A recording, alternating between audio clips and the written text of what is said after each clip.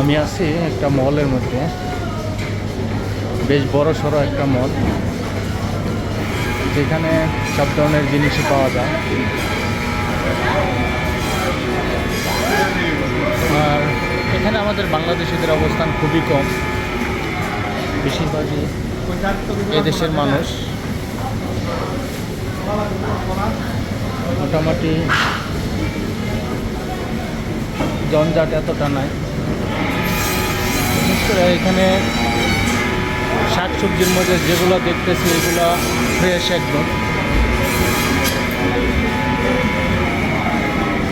Fresh. ফল ফ্রুটগুলো যেগুলো একদম fresh. আর এখানে বেশিরভাগ মানুষই এই দেশের মানুষই কাজ করে মার্কেটে সবগুলোতে। আর বাজারও বেশি এই দেশের মানুষই, এখানে অন্য দেশের মানুষ খুবই কম। আর বিশেষ করে বাংলাদেশের মানুষগুলো খুবই সীমিত এখানে।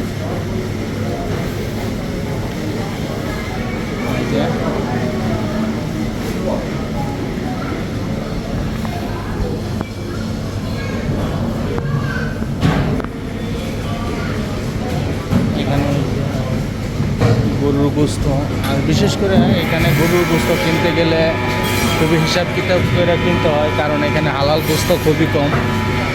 বেশিরভাগই অন্য জাতের গোস্তগুলো এখানে বেশি থাকে, যেই কারণে গরুর মাংস আমরা যারা বাংলাদেশি মানুষ আছি তারা এখানে খুবই কমই কিনি। তো কে কোথায় থেকে আমার ভিডিওটা দেখছেন অবশ্যই জানাবেন। ভালো থাকবেন সবাই।